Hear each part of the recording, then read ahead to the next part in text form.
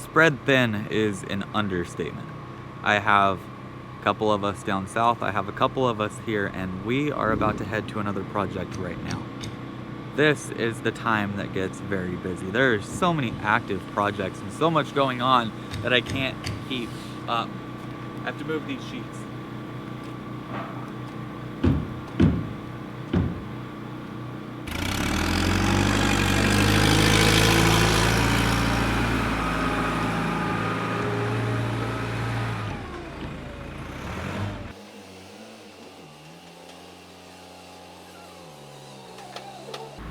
So these guys are gonna stay behind. They have some shear panel that they need to wrap up, this lovely 4x10 zip system from Huberwood, and we have some miscellaneous hardware to do, some backing to do. I'm trying to schedule crane for tomorrow, for Tuesday. Today is Monday.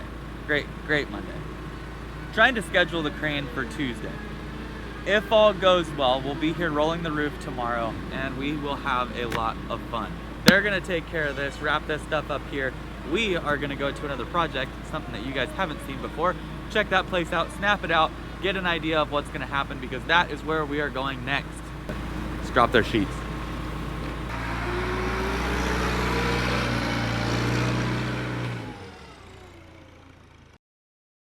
I've been waiting to build this place for about 10 months now. They ran into a lot of issues in foundation phase. They were not able to move forward due to multiple things. In the beginning, what had happened was they dug all this out and we got the worst rain we'd had in forever, and it actually washed everything out, caved everything in. So they had to recompact everything, dig it back out once again, and then start forming. I was supposed to frame this place December of 2021. We're gonna frame it December of 2022. They're just a year behind on schedule. This lot is very unique because we're in a cul-de-sac. There is hardly any space to park up here, and the foundation is up here. The garage is here. This is going up 2 stories, slab on grade up here, goes up 2 stories from there, so technically we have 3 levels in total. Access, limited.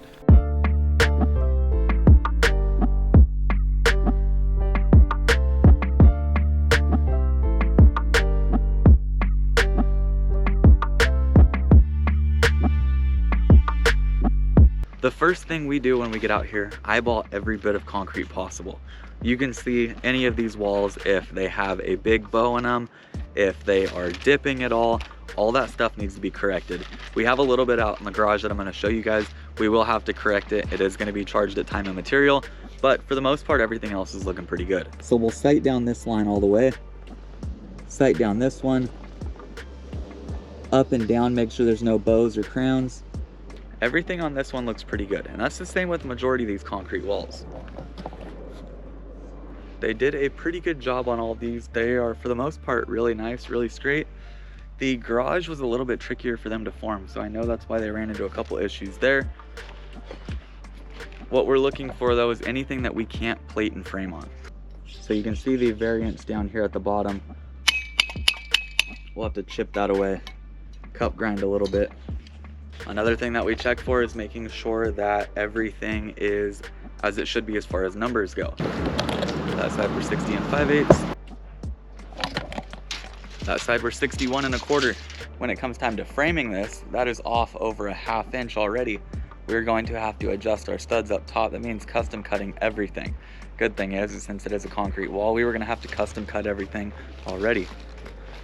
We'll note things like this, string line, and then custom cut each stud. That way, all of our framing is nice and straight.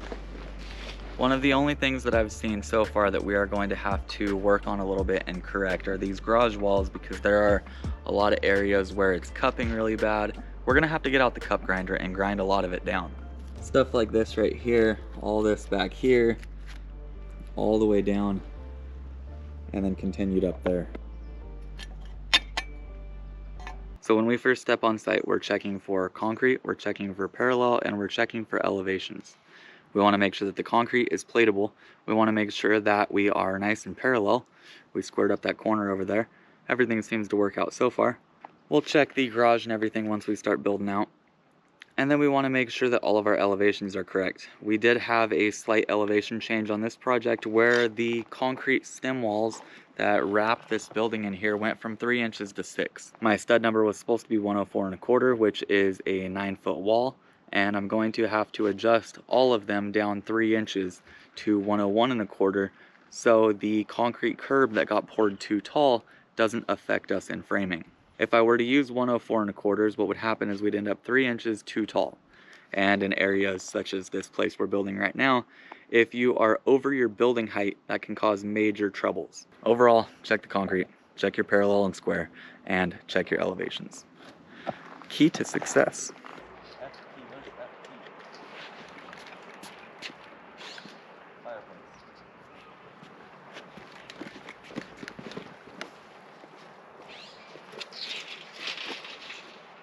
Going bigger? Yeah, that's not key.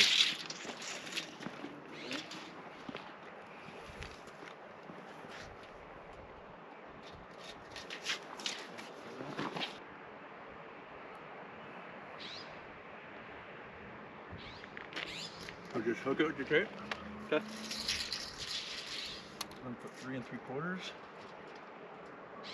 Fucking good. Yeah? Mm-hmm. Okay. Hey, good job, guys. You did it. Hey, you did it. Don't get your hopes up. That looks like it's going that way still. So we have this fireplace in here, little storage on the outside. It's kind of funky. Little outside storage area there. Dining, living, kitchen, entryway, up onto the second story. Yeah, so they do show everything furring on that back wall. Really? They do. Hopefully not in our scope. So we can pull back this way. 5.5 is here. We'll pull back over there.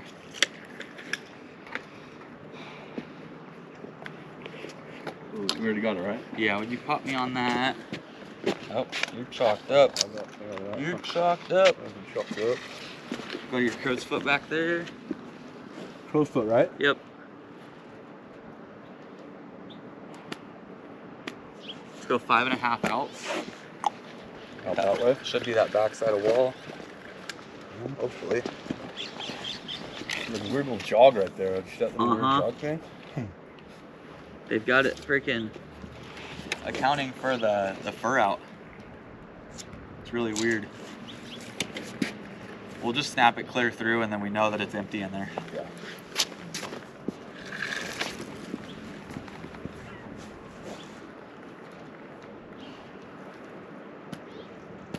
Beauty. I'll figure out these numbers on this fireplace real quick. We'll just over snap the whole thing so it's easy. 1 foot off of this line, right? 1 foot off, then back 5.5. Then this way 5.5. With the 5 out this way? Yeah, and we'll just freaking snap it all the way through. Put a couple more lines in the ground, but I'll erase what's not needed.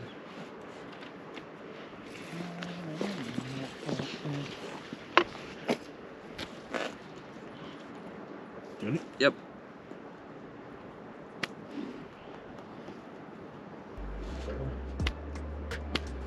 Awesome.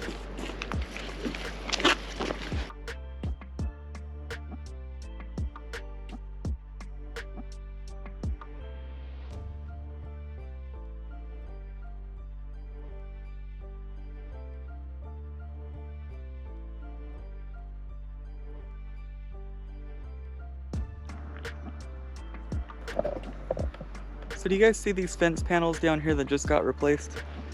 We're in a college town, San Luis Obispo. College is called Cal Poly.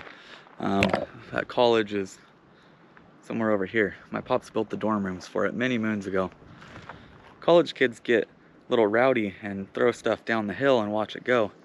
Well, this house, this one's gonna be in a perfect spot, but this one here was in the right spot at the right time and caught a tire on the fence.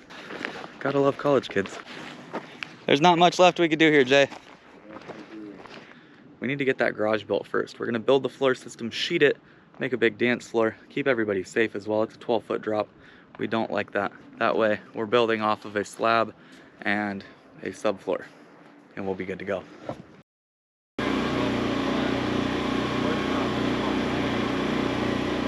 vault is going to the front. After flap will go out there. Workshop will go in there. I think we're looking good. I think. I've got this place pretty well organized. There's a lot going on. A lot of these trusses need to go to the other side of the building and get situated out there. That is what we are doing right now. That's what we're working on, at least.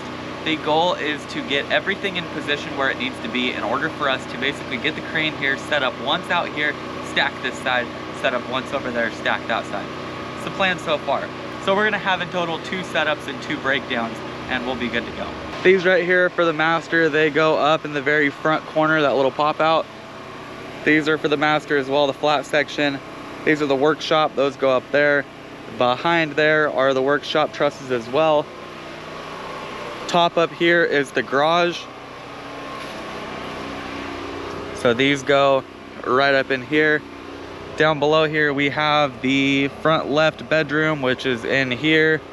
And then above that, the library. This covers the library, which is just in here. These right here are 3-plies. We have 3 of them in total. 1, 2, and 3. This one and this one go from the corner of the garage out to the face of the garage and continue this roof line all the way out. Building can be stressful at times, and with half a dozen projects in motion, staying organized and up to date is big for me. We've been integrating House Pro into the business for the last few months, and it's been pretty helpful. All of the documents we use for building are saved in one easy spot where everybody can access them.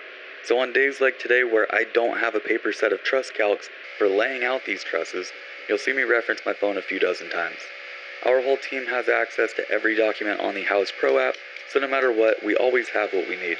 If you are interested in seeing what House Pro can do for you in organizing your business, we have a code in the description down below that's going to help you out quite a bit. House Pro is a software that even if you don't use everything they have to offer, you can still find it helpful. Thanks to House Pro for sponsoring this video and bringing back radio ads. This has been your hostess with the mostest, MattBangsWood. I have got to ask you guys, which layout do you prefer using? Comment your choice down below. A is a method that I use for windows and doors for king studs, so I don't like using that. I use C the most. I try to mark out both sides of the studs to where there's really no questions, and for the most part, everything that we do gets laid out with D, which is actually J's choice of layout. Super quick, super efficient, and as long as you're paying attention, you should understand what's going down. When it comes to doing layout, you'll see me put down as much info as possible on the plates, and the reason for that is because while I know exactly what's going there and Jay knows exactly what's going there, we're not always the ones up top on the roof building it. So we try to put as much info down as possible, that way everybody knows what's happening, no matter if you've looked at the plans for the last couple weeks or not.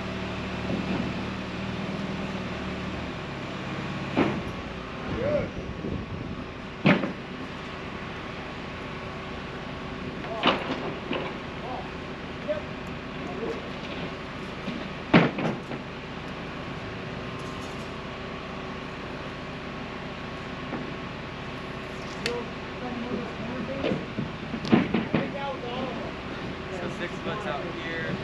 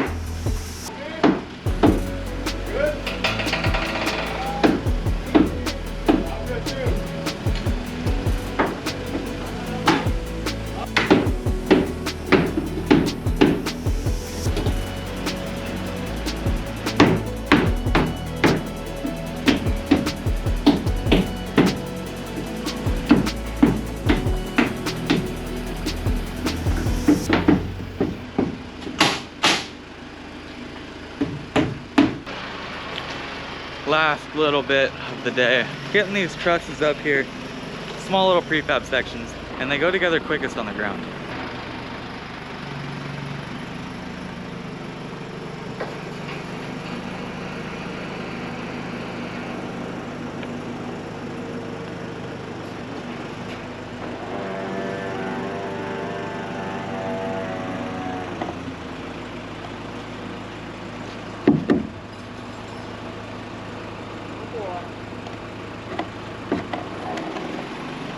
Sorry, bro.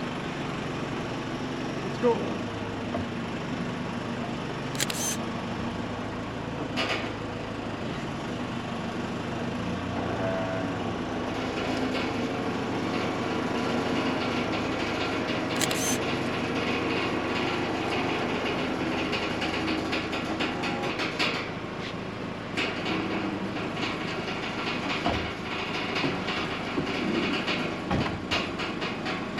That's guy, come back to me. You